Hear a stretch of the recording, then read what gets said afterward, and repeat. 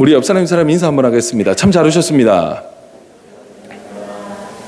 네, 오늘 하나님의 은혜가 여러분 삶 가운데 넘치시기를 간절히 소망합니다. 오늘은 추수감사절입니다. 추수감사절, 감사절이죠. 감사절에는 뭘 해야 되죠? 감사를 하는 거예요. 감사. 여러분들 삶 가운데 어떤 감사할 조건들이 있습니까? 우리가 그냥 무조건 감사, 하나님 앞에 무조건 감사해야 된다라고 하는데요. 무조건 감사는 맹목적인 거예요. 그러니까 무조건 감사는 제가 항상 이야기가 지금 틀렸다고 이야기하잖아요. 그죠? 누가 감사를 합니까? 받은 게 있어야 감사하는 거예요. 뭔가를 받아야 감사합니다 그러는 거예요. 요 앞에 우리 같이 예배드리고 있는 저 혁준이도 사탕 하나 주면 한다니까요. 근데 안 주면 이거 안 해요. 그러니까 뭘 줘야 된단 말이에요. 그러니까 자기한테 뭔가 득이 되는 뭔가가 있을 때 우리가 감사하는 거예요. 그래서 오늘 하나님 앞에 추수감사절을 맞이하여서 우리가 진정으로 감사해야 될 것이 무엇일까요? 하나님 앞에 우리가 감사해야 될 조건을 살펴보면 무궁무진한데 우리 삶 가운데 그거를 잘 못 느끼기 때문에 이게 감사가 잘 안 된단 말이에요. 그러니까 하나님의 은혜가 은혜인 줄 아는 자를 통하여서 하나님께서는 감사의 은혜를 주시는데요. 오늘 말씀을 통하여서 여러분 삶 가운데 정말 한 해 동안 올 한 해 너무 감사한 게 많아요. 아닌데요. 코로나 때문에 모든 것이 망가졌는데요. 아니에요. 코로나 때문에 다 무너지고 힘들고 정말 어려운 삶 가운데서도 우리가 예배 드릴 수 있게 하시고 그럼에도 불구하고 안 죽고 왔잖아요. 그래서 제가 요 근래에 갑자기 떠올랐던 게 하나 있는데요. 그 내용이 그렇게 심오한 뜻이 있는지 몰랐어요. 그러니까 그 짧은 내용이 저한테는 엄청난 은혜가 됐어요. 뭐였냐면 작년에 왔던 각설이 죽지도 않고 또 왔네. 이게 갑자기 탁 마음에 꽂히면서 눈물이 핑 돌 만큼 은혜가 되는 거예요. 작년에 왔던 각설이, 그러니까 각설이란 게 뭐예요? 좋게 말해서 각설이지 거지 아니에요. 거지.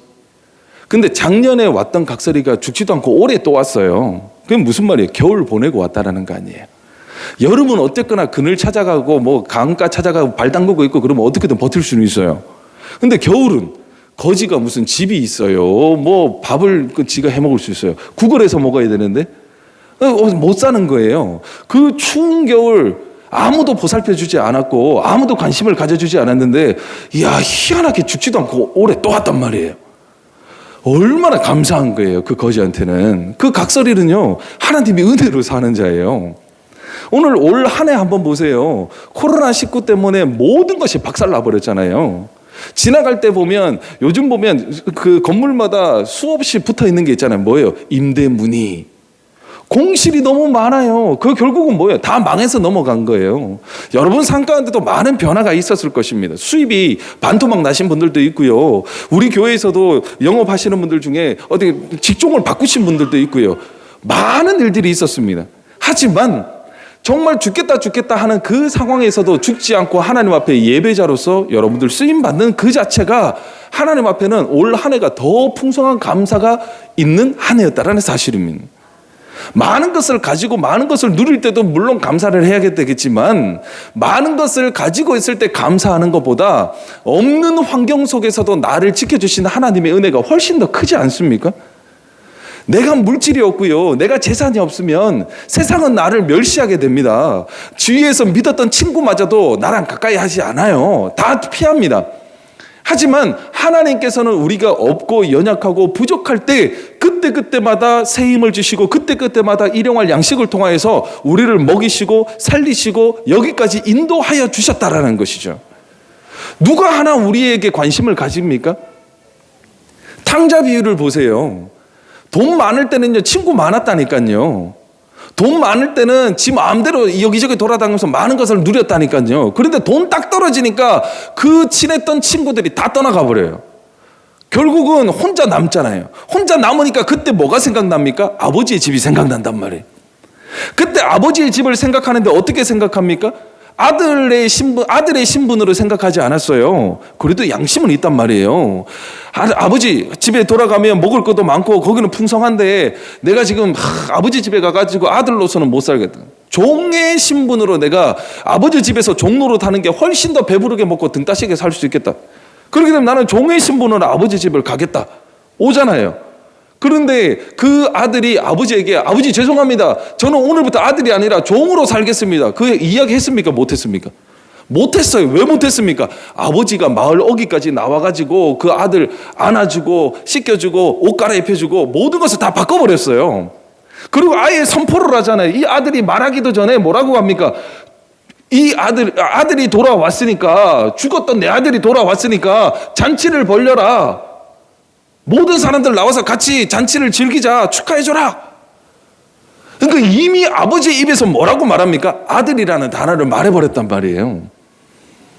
그 아버지의 사랑이 그 아들의 모든 허물을 덮어버렸다라는 것이죠. 그러니까 결국은 뭐예요? 이 아들이 정말 밑바닥까지 떨어졌을 때 아버지의 사랑을 그때 체험할 수 있더라는 것이죠. 오늘 우리의 삶도 마찬가지예요. 많이 가지면 하나님 앞에 감사할 것 같잖아요. 우리가 여기에서 착각하면 안 되는 거예요. 지금 다들 힘들고 어려운 시기를 살면서 우리가 하나님 앞에 한 번쯤은 이런 기도 안 해보셨습니까? 하나님, 저 지금 물질이 너무 어려워요. 힘들어요. 이것만 열어주시면 제가 하나님의 영광을 위해서 정말 잘 섬기겠습니다. 정말 이것만 열어주시면 교회를 위하여서 또 많은 이웃을 위하여서 내가 많은 것을 나누겠습니다. 하나님 이것 좀 살려주세요. 우리 그렇게 기도한 적이 없습니까? 한 번쯤은 있을 거예요. 근데 그 자체가 무엇입니까? 하나님이 지금 필요한 것이 아니라 뭐가 필요한 거예요? 물질이 필요한 거예요. 내 부족함이 채워지는 그게 필요한 거지 하나님이 지금 필요하지는 않다라는 거예요. 결국은 뭐예요? 하나님이 그래도 긍휼하심의 은혜를 통하여서 그 물질을 주시면 그때 뭐라고 말하느냐? 아, 내가 그 당시에 얼마나 힘들었는데 그때 기도해가지고 내가 기도하니까 하나님이 이런 은혜를 주셨어. 결국은 하나님 앞에 우리가 영광을 돌리고 감사하는 것이 아닌 뭐를 자꾸 이야기합니까? 내가 기도했다라는 걸 자꾸 이야기한단 말이에요. 그러니까 내가 열심히 노력하고 내가 열심히 수고하니까 이것이 다시 내 품으로 돌아왔어라고 자꾸 이야기한단 말이에요. 결국은 그 사람 마음 가운데서는 하나님의 은혜이자 하나님의 말씀이자 하나님의 영광이 아닌 그냥 내 능력을 자기 스스로가 인정하고 내 능력에 대해서 기특하다고 생각한단 말이죠. 물질 없을 때는 하나님 앞에 기도라도 했어요. 근데 뭔가 생기면 누구 자랑합니까? 내 자랑한단 말이에요. 오늘 우리의 연약함이 바로 그런 부분에 있다라는 것이죠. 그래서 오늘 본문 말씀에 보면요, 내가 오늘 내게 명하는 여호와의 명령과 법도와 규례를 지키지 아니하고 내 하나님 여호와를 잊어버리지 않도록 삼갈지어다 그랬어요. 그러니까 하나님의 말씀을 지키래요. 하나님의 말씀을 지키고 하나님을 잊지 않도록 삼갈지어다 그랬단 말이에요. 하나님을 잊으면 안 되는 거예요. 하나님을 잊으면 모든 것이 다 끝나는 거예요. 하나님이 없는 재물은 축복이 아니라 저주라는 사실입니다. 왜요? 하나님을 알아야 우리가 구원을 얻고 하나님을 알아야 우리가 영생을 누리는데 하나님을 모르고 이 세상 것으로 그것을 채우게 된다면 우리는 영생이 아닌 한낱 인생을 살아가는 연약한 존재로 전락해버리고 말더라는 것이죠. 그렇기 때문에 우리의 삶은 어떻습니까? 늘 내게 은혜 주시고 나와 함께 하시는 그 하나님이 진짜 우리의 자랑이 돼야 되고 우리의 힘이 돼야 되고 우리에게 주시는 하나님의 가장 큰 선물이 돼야 될 텐데 그것보다는 내 삶 가운데 나의 부족함을 채워줄 수 있는 그것들이 내 능력이 되고 내 자랑이 되는 것은 틀렸다라는 사실이죠. 그렇기 때문에 주님께서는 하나님의 말씀을 잊지 말라라고 우리에게 경고하고 계시더라는 것이죠. 이스라엘 백성들이 출애굽할 당시를 한번 보세요. 광야에서 40년을 살았습니다. 광야에서 40년을 살았는데요. 광야에서 이스라엘 백성들을 제가 이제 설교 가운데 이렇게 잘 인용을 하잖아요. 이스라엘 백성들의 가장 황금기가 언제냐? 저는 주저없이 말합니다. 광야 40년이에요. 광야라는 것은 뭡니까? 사막 생활 40년이에요. 거기는 아무것도 없어요. 살기 힘들어요. 그럼에도 불구하고 하나님이 그 광야에서 40년 동안 이스라엘 백성에게 어떻게 하셨습니까? 만나를 내려주셨어요. 매일같이 내려주셨어요. 목마르다 그러니까 물 주셨어요. 아, 하나님 이제 고기 먹고 싶어요. 메추라기 배 터지도록 먹여주셨어요. 의복에 헤어지지 않았어요. 발이 부르트지 않았어요. 신발이 닳아 빠지지 않았어요. 하나님께서 그 광야에서 40년 동안 우리가 생각하지 못한 어마어마한 은혜로 하나님께서 그들과 함께 하셨다라는 것이죠. 그들 일하지 않았어요. 일을 못할 상황이잖아요. 광야에서 뭐 씨를 뿌려본들 거기서 뭐 하겠어요? 더군다나 계속 이동을 해야 되는데 내 것이 어디에 있습니까? 이스라엘 백성들의 광야 생활 가운데는 내 것이라는 것은 조금도 없었어요. 거기에는 뭐만 있었습니까? 하나님의 은혜만 있었다라는 사실입니다. 하나님이 때를 따라 도우시는 은혜 가운데 이스라엘 백성들이 출애굽하는 그 모든 여정과 하나님께서 함께 하셨다라는 것이죠. 그것이 정말 이스라엘 백성의 가장 황금기라는 사실입니다. 우리 눈으로 봤을 때는 힘든 시기였어요. 40년 동안 방랑자 생활을 한 거예요. 하루 이틀, 4일도 아니고요. 40년을 그렇게 떠돌아다녔습니다. 뭐가 그렇게 자랑할 게 있겠습니까? 뭐가 그렇게 편했겠습니까? 더군다나 사막인데요. 하지만 주님께서는 어떻습니까? 구름 기둥과 불 기둥으로 그들을 지켜주셨다라는 것이죠.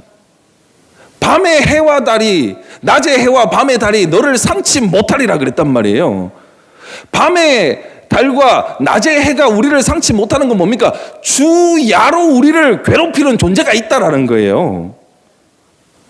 해만 피하면 됩니까? 달도 우리를 힘들게 하는 거예요. 그리고 어느 정도 피했다 싶으니까 그 다음에 또 하나의 산이 나온단 말이에요.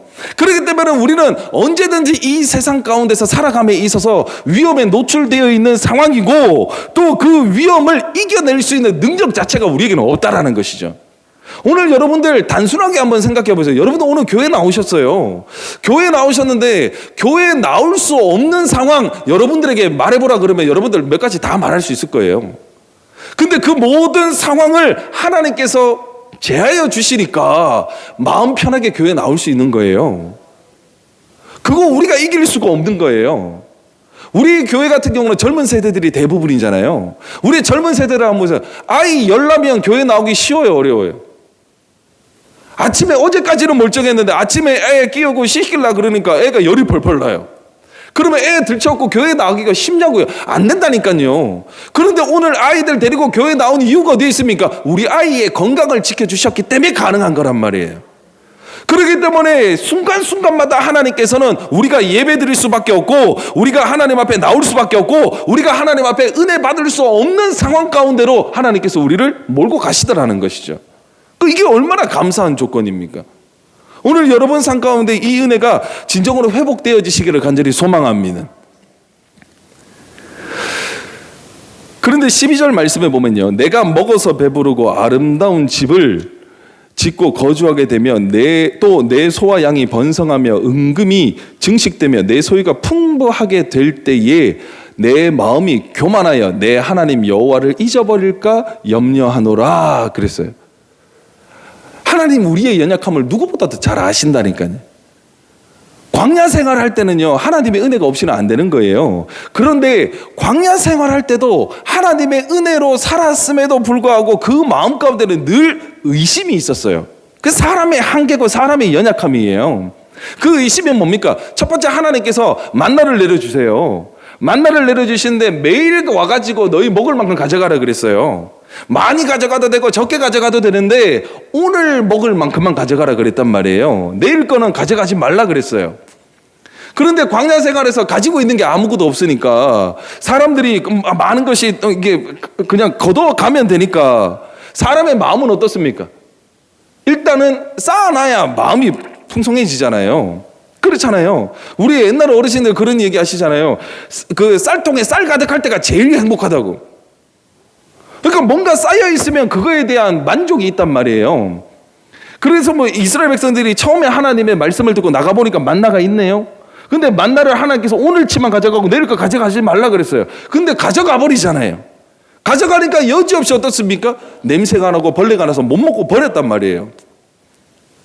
또 한 가지는 뭡니까? 안식일에는 만나를 주지 않겠다 그랬단 말이에요. 그렇기 때문에 안식일 하루 전날에는 안식일치까지 이틀분을 가져가랬단 말이에요. 첫 번째는 하루치만 가져가라 그랬어요. 그런데도 사람들이 많이 가져갔단 말이에요. 이틀치 3일치 막 가져갔단 말이에요. 근데 그게 다 썩어버렸어요. 왜? 그 마음에 의심이 있단 말이에요. 왜? 이게 상식적으로 말이 안 되는 상황이잖아요. 하늘에서 만나가 떨어져 가지고 그거 주워 가면 되는데 사람이 누군가가 나눠준다 그랬으면 괜찮은데 아무것도 없는 상황에서 하나님이 은혜로 내려주신 그 만나가 오늘 내려줬지만 하나님 마음 바뀌어가지고 내일 안 주시면 어쩔 거야. 사람의 한계라는 그것 때문에 그것들을 다 가지고 간단 말이에요. 하나님의 말씀을 믿지 못하기 때문에 내일 치과까지 다 가져가 버려요. 그렇게 해가지고 그냥 잘 먹고 잘 살면 되는데 나중에 안식일 전날 되니까 어떤 마음이 들까요? 또 반대의 마음이 드는 거예요, 사람들이. 안식일 전에도 사람들이 이틀치 가져가면 괜찮은데 모자라지 않았어요. 풍족했다니까요. 근데 그 마음에 어떤 의심이 듭니까? 아유, 어제까지 뭐 계속 내렸는데 안식일이라고 안 내리겠어? 귀찮게 뭐 하려고 많이 가져가? 내일 와가지고 또 가져가면 되지. 근데 안식일 나가보니까 있어요, 없어요? 없단 말이에요. 그러니까 그게 사람의 마음인 거예요. 하나님의 은혜라는 것을 100% 믿고 신뢰하고 의지를 하게 되면 그런 문제가 없는데, 하나님의 말씀을 사람의 어떤 이성적인 사고와 방식을 통하여서 이해하려 하니까 이게 안 맞아 들어간단 말이에요. 그렇잖아요. 우리 그래요. 사람 믿습니까? 믿는다 하지만 마음속으로 뭡니까? 아유, 사람은 못 믿어. 믿으면 안 돼. 왜요? 항상 변수가 있기 때문에 그렇잖아요. 사람이 나쁜 게 아니에요. 환경이 변수가 있는 거예요. 그렇게 익숙하게 살다 보니까 하나님과 우리의 관계에서도 항상 말씀에 100% 순종만 되어지면 하나님께서 변함없이 우리에게 일용할 양식을 주시겠다고 약속하셨지만 그 약속 자체가 지금 안 믿어진단 말이에요. 뭐 때문에? 말씀에 변수가 있다라고 우리가 착각한단 말이에요. 말씀에는 변수가 없어요. 말씀은 변하지 않아요. 하나님께서는 반드시 말씀하시면 말씀이 말씀대로 이루어진다고 확실하게 우리 가운데 약속하셨단 말이에요. 그 약속은 깨트릴 수가 없어요. 그 약속을 하나님께서는 어길 수가 없다라는 것이죠. 그 약속을 어기시면 하나님은 하나님이 아니신 거예요. 그렇기 때문에 오늘 우리 가운데 주님께서 아까 11절 말씀 뭐라 그랬습니까?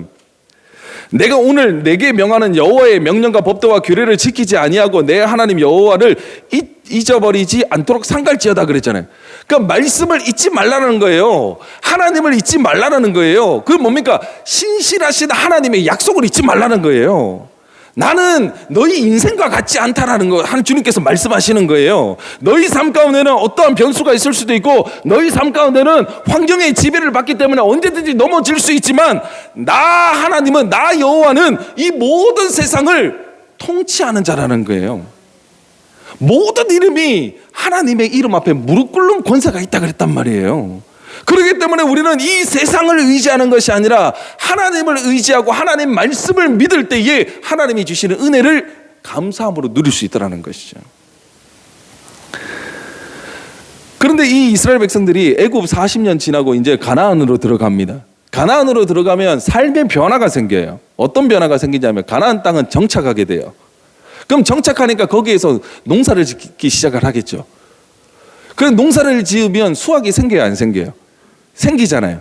수확이 생기고 하니까 이제 집집마다 창고 만들어가지고 거기에 막 이런 곡식들도 쌓아놓고 집도 잘 만들어놓고 양떼나 뭐 이게 뭐 소떼나 이게 자꾸 이게 생기는 거예요. 자꾸 생기니까 그때부터는 무엇을 의지합니까? 눈에 보이는 이 세상의 물질을 의지하기 시작한단 말이에요.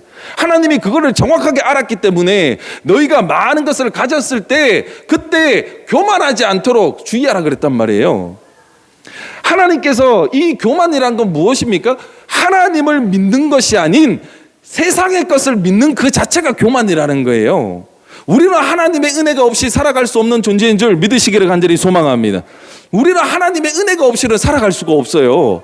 그렇기 때문에 하나님께서 우리와 함께 하시고 하나님이 주시는 은혜로 말미암아 사람이 떡으로만 사는 것이 아니라 하나님의 입으로부터 나오는 말씀으로 말미암아 살리라고 하신 그 하나님의 말씀에 전적으로 순종되어지고 전적으로 아멘 되어질 때 그때부터 하나님이 우리의 인생을 지키시고 보호하시더라는 것이죠.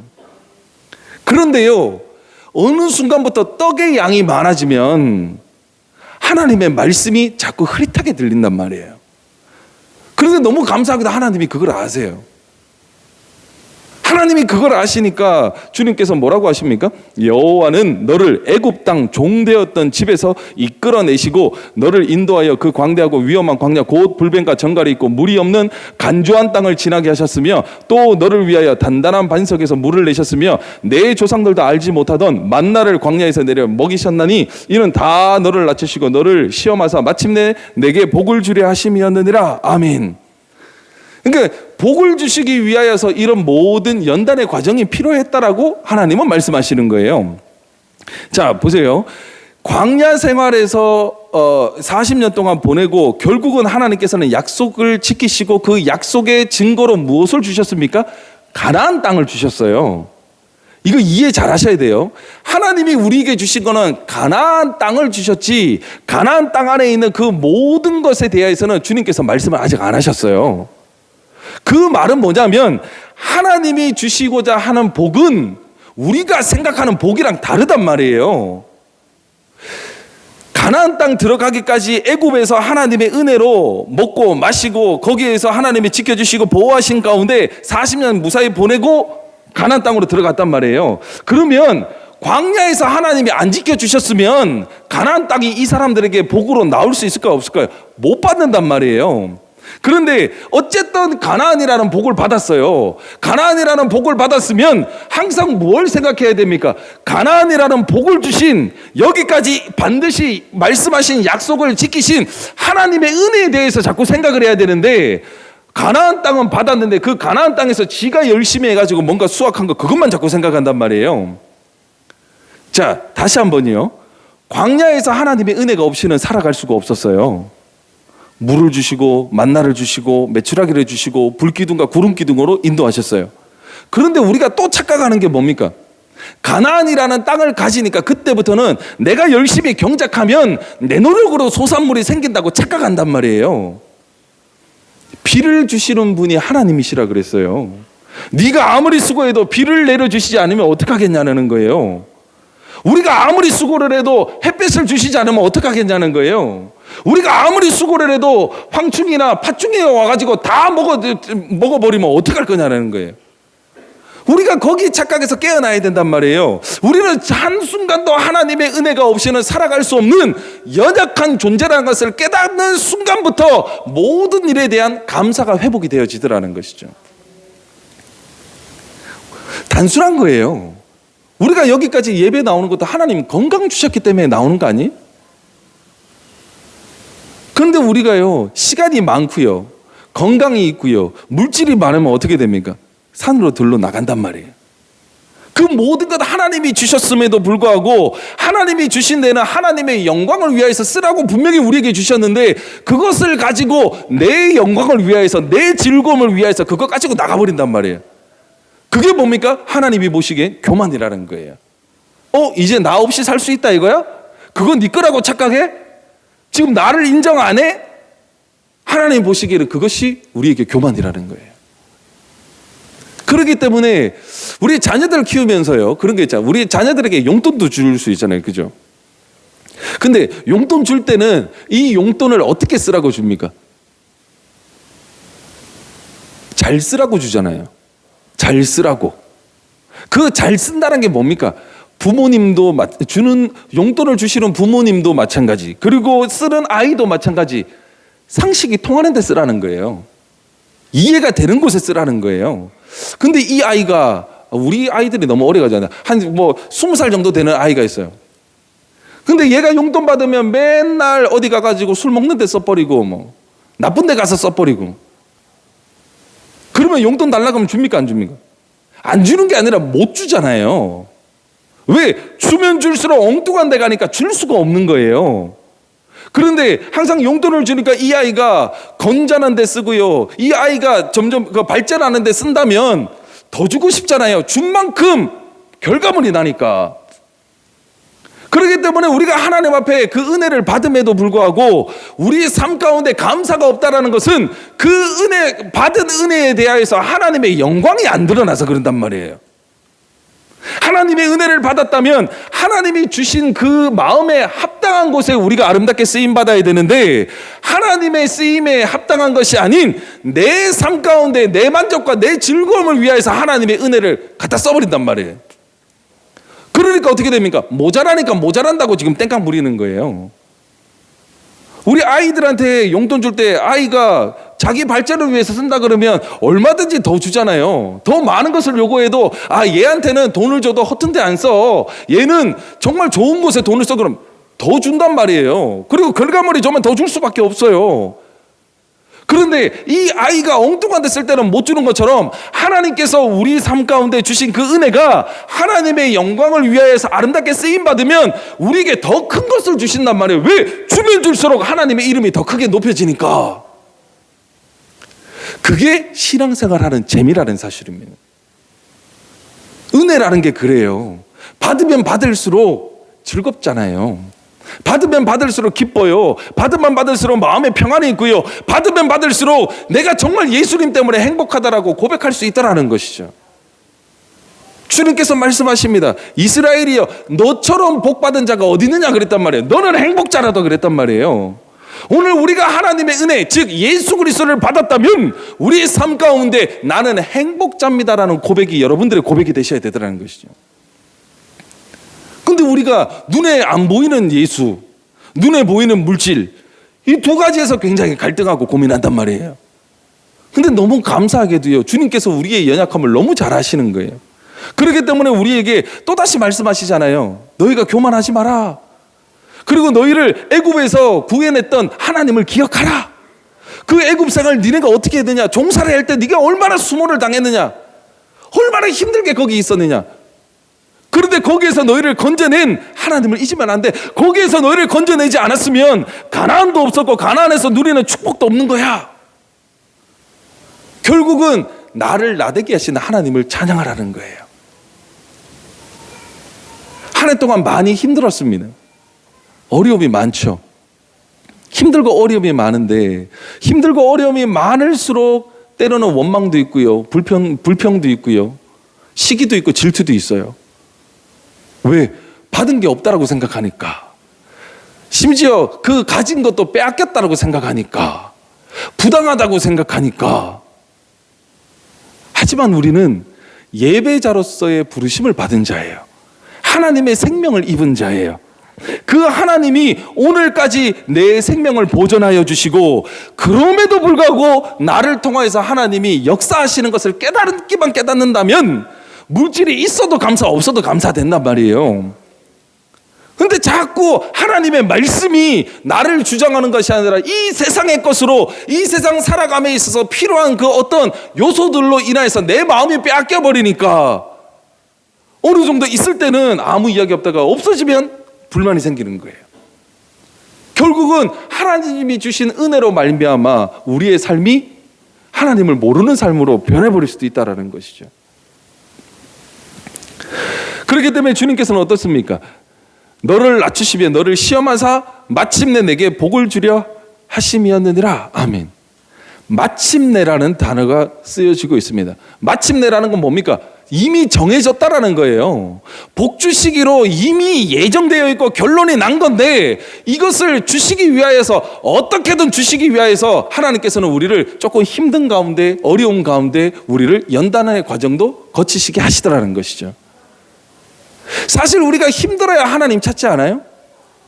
힘들고 어렵고 모자라야 하나님을 찾잖아요. 풍족할 때는 하나님을 잘 못 찾아요. 마음에 어떤 공허함이 있어야 되고요. 풀리지 않는 의문이 있어야 되고요. 마음에 어떤 시험이 있어야 되고요. 괴로움이 있을 때, 내가 이겨내지 못하는 그 염려가 있을 때 내가 알지 못하는 어떤 누군가에게 기도하게 되더라는 것이죠. 근데 우리는 너무 감사해야지요. 엉뚱한데 기도 안 하고 진짜 살아계신 말씀 되신 하나님을 만났고 그 말씀 되신 하나님 앞에 엎드릴 수 있는 것이 하나님이 우리에게 주신 가장 큰 축복이라는 사실입니다. 그러나 내가 마음에 이르기를 내 능력과 내 손의 힘으로 내가 이 재물을 얻었다 말할 것이라. 그러니까 아까 제가 이제 말씀 가운데 잠깐 나눴던 거죠. 하나님이 주신 은혜가 아니라 내가 이 모든 것을 관리하고 내가 이게 열심히 일하고 조금 더 현실적으로 말하면 내가 기도했더니 이렇게 된단 말이에요. 기도해가지고 응답받은 거 중요하죠. 그런데 그것보다 더 중요한 게 무엇입니까? 하나님 앞에 엎드릴 수 있게 하신 하나님의 은혜가 더 큰 거예요.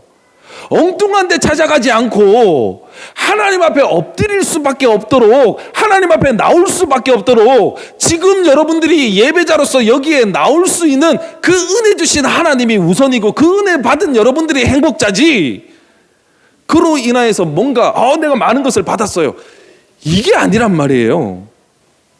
기도해야 되겠다는 마음을 누가 주시는 거예요? 힘드니까 그냥 내가 한번 기도 한번 해보겠다. 아니요. 그냥 보통 힘들어가지고는 기도 안 해요.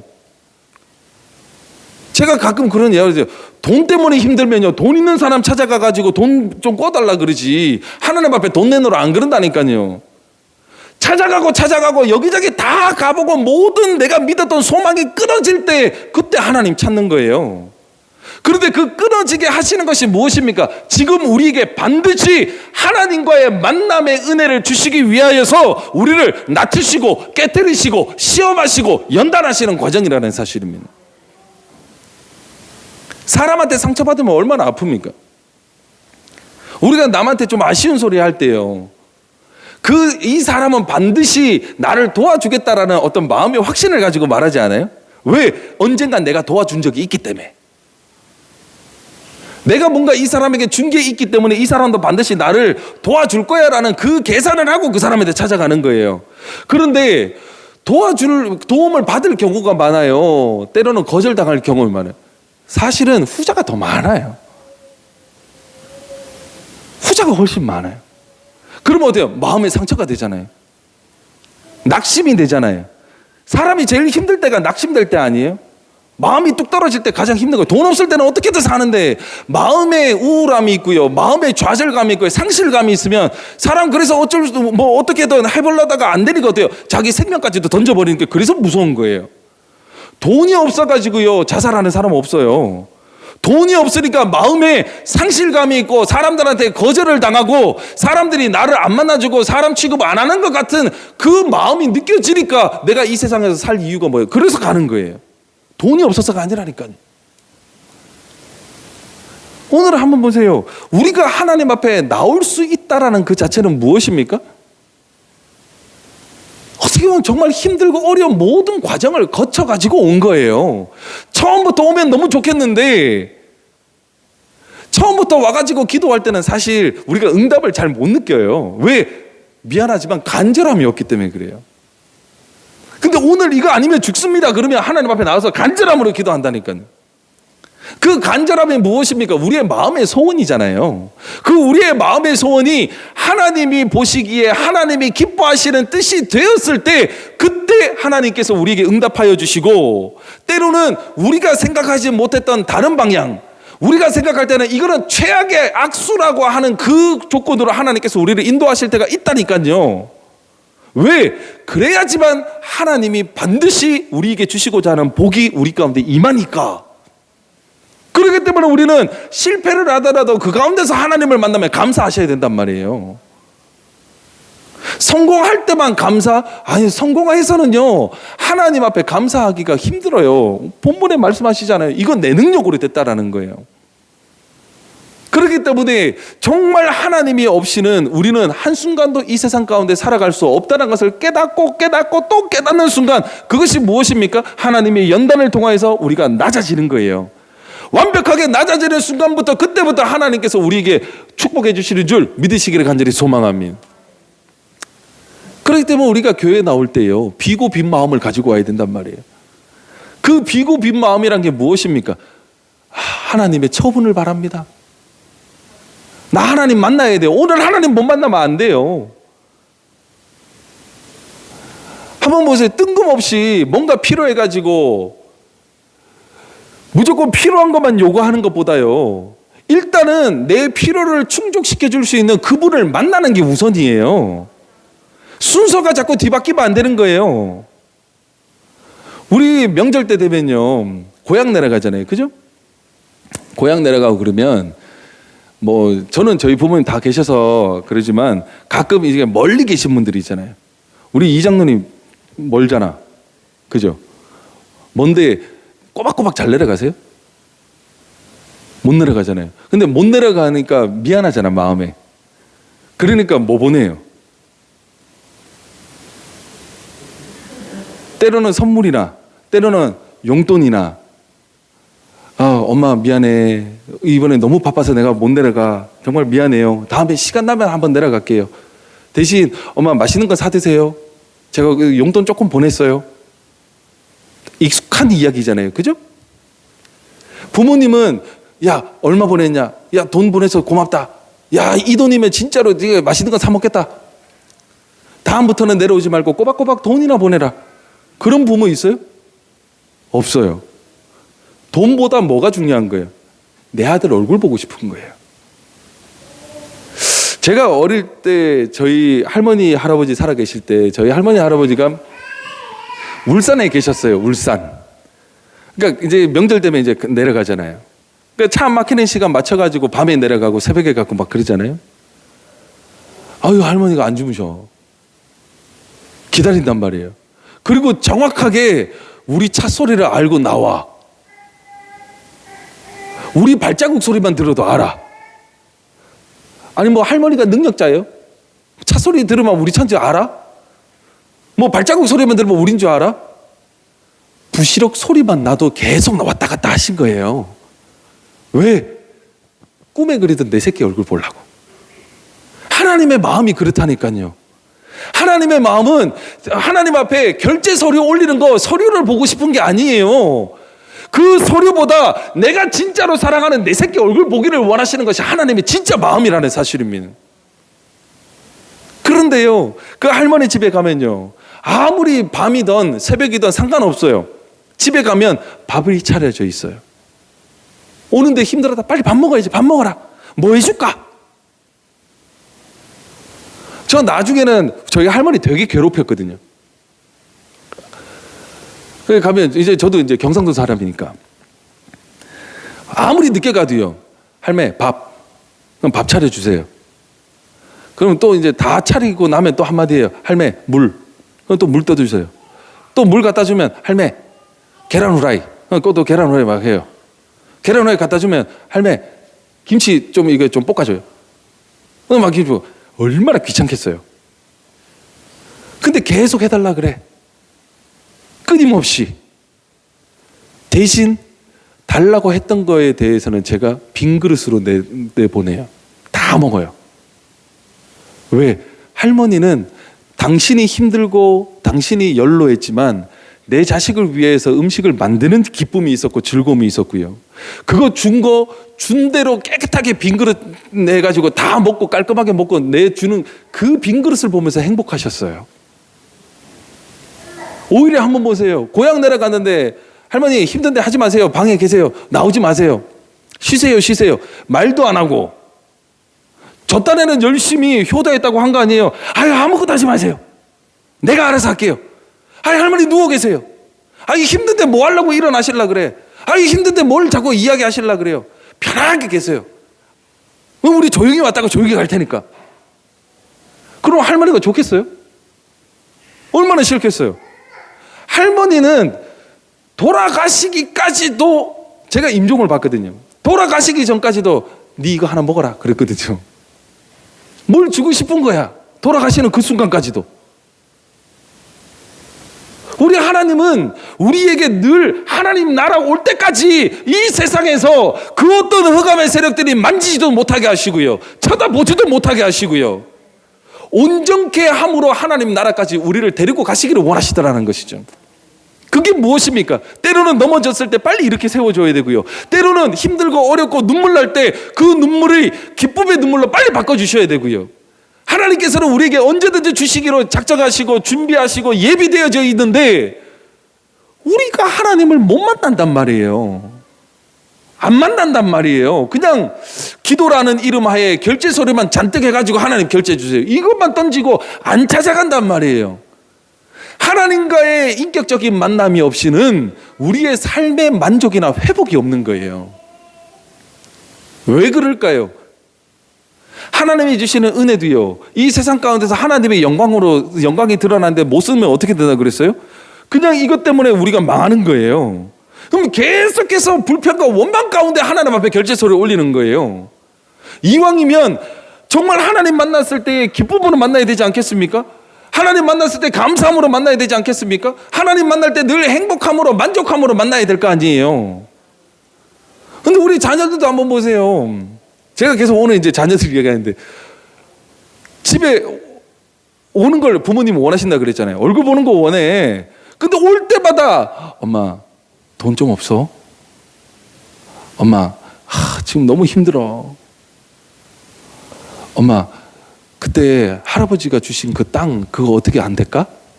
올 때마다 이런 얘기 한다고 해보세요. 부모 마음은 어떨까요? 물론 아들 보는 그 자체는 좋을 수도 있어요. 근데 그 좋은 시간보다 아들이 힘들고 괴롭고 어려운 거 들어주는 그 시간이 더 힘든 거예요, 사실은. 그런데 올 때마다 신나가지고 엄마 내가 이제 여기 엄마 보고 싶어가지고 얼마나 보고 싶은지 알아? 와가지고 이런 이야기 저런 이야기 수다 떨고 막 엄마랑 즐겁게 놀고 막 그러면 얼마나 더 좋고 더 보고 싶겠어요. 오늘 우리가 하나님 앞에 우리의 관계가 하나님이 주신 은혜에 대한 만족이 있고 감사가 있으면 하나님과 대면할 때에 하나님과 이야기할 때에 즉 기도할 때 하나님 앞에 기쁨으로 감사의 조건만 내놓지 힘들고 어려운 문제 생각이 안 난단 말이에요. 왜? 하나님께서는 반드시 내 삶 가운데서 복 주시기로 약속하셨기 때문에 그 약속을 믿는 믿음이 있다면 하나님의 마음이 나를 향하여서 기쁘셔야지요.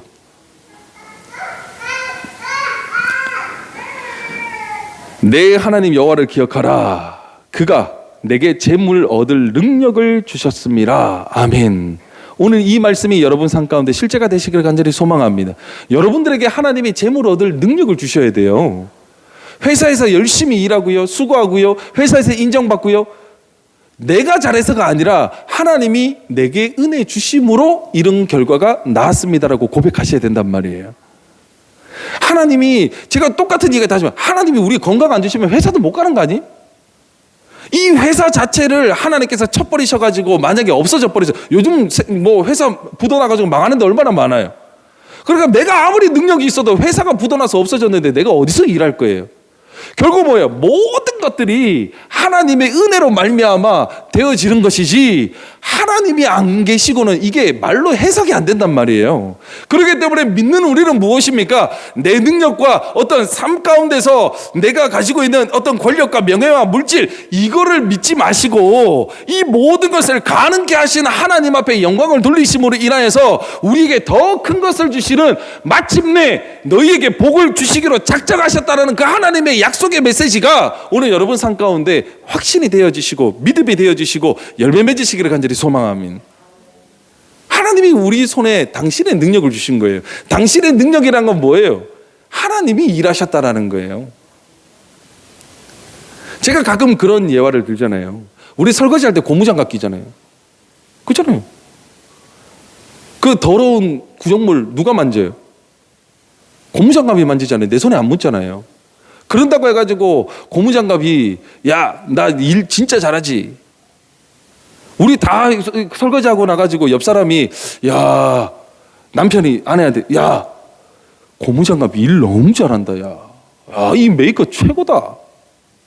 고무장갑. 그러면 아내 되시는 분은 기분이 어떨까요? 야, 네가 한 게 뭐 있어? 너 아무것도 안 묻었잖아. 고무장갑이 다 있지. 그럼 기분이 어떨까요? 그럼 네가 해. 기분 얼마나 나빠요? 안 알아주니까. 실상은 우리는 고무장갑이에요. 우리 안에 계신 하나님께서 예수 그리스도께서 우리를 통하여서 일하시고 계신단 말이에요. 그것을 인정할 때에 그것이 하나님이 보시기에 믿음이라는 거예요. 근데 우리는 어떻습니까? 내가 있는데요. 능력 받아가지고 내가 있으니까 고무장갑 주제에 그냥 하나님 손에 들림받았던 나무 막대기 하나에 불과한데 다 내가 했다라고 착각하는 순간 나를 안 쓰시면 끝나는 거예요.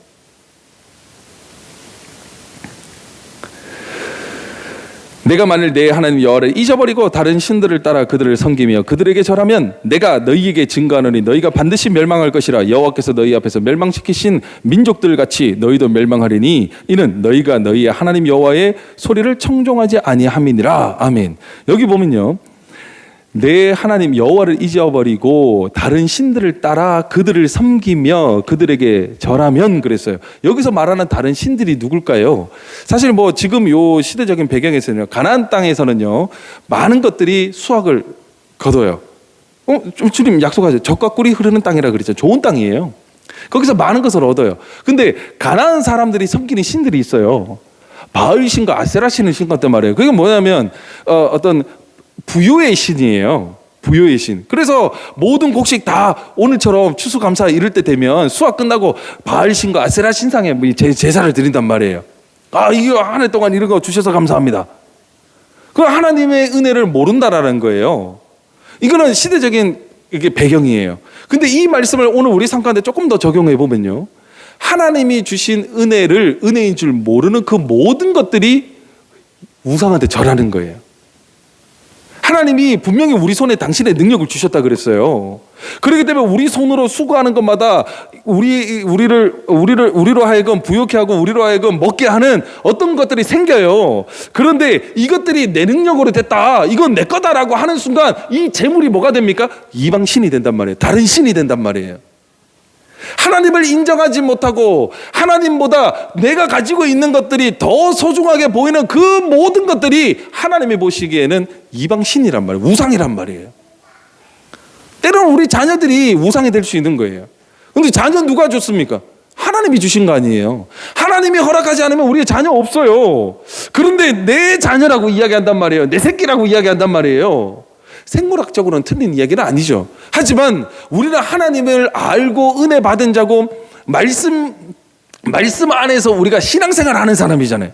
그러면 결국은 뭐예요? 이 아이를 보고 누구를 봐야 됩니까? 내게 주신 하나님의 은혜를 볼 줄 알아야 된단 말이에요. 이 아이를 주신 진짜 이 아이의 주인 되신 하나님을 알아야 되고 하나님 앞에 감사해야 되고 하나님 앞에 영광을 돌려야지, 그냥 우리 집에 살고 내가 먹이고 기른다고 내 새끼 그 자체가 우상이 되는 거예요. 하나님의 은혜를 모르기 때문에. 오늘 말씀의 결론을 맺겠습니다. 오늘 이스라엘 백성에게 주님께서 말씀하셨죠. 뭐라고 하셨습니까? 내 말을 지켜 행하라라고 이야기합니다. 하나님의 말씀을 지켜 행하면 우리 삶 가운데 반드시 변화가 생깁니다. 그 변화라는 것이 무엇입니까? 하나님이 하나님됨을 알 수 있는 은혜가 생기더라는 것이죠. 그 하나님은 누구세요? 힘들고 어려울 때 절대로 우리를 포기하지 않았던 하나님이세요. 지난 한 해 한번 보세요. 올해 한번 보세요. 이렇게 힘들 줄 누가 알았습니까? 이렇게 어려울 줄 누가 알았겠습니까? 교회가 이렇게 힘들어하고요, 교회가 지금 문 닫은 교회가 부지기수에 어마어마하게 많아요. 이럴 줄 누가 알았겠습니까? 아무도 몰랐어요. 하지만 그 가운데서도 변치 않고 우리 김포 창일교회를 통하여서 하나님께서 역사하신다는 그 자체, 여러분들이 여기에 앉아서 예배 드릴 수 있는 그 은혜, 그럼에도 불구하고 하나님 앞에 영광을 돌릴 수 있는 그 축복, 하나님께서는 우리를 그만큼 사랑하시고 잊지 않으시고 복을 주시고 계시더라는 것이죠. 이 은혜가 여러분 삶 가운데 실제가 됨으로 인하여서 오늘도 변함없이 마침내 내가 너희에게 복을 주리라고 말씀하신 그 말씀이 여러분 삶 가운데 계속해서 진행이 되시고 반드시 하나님이 주시는 그 복을 받아서 누림으로 인하여서 하나님이 나를 사랑하시고 나와 함께 하신다는 그 은혜가 여러분 삶 가운데 믿음의 고백되시기를 간절히 소망합니다.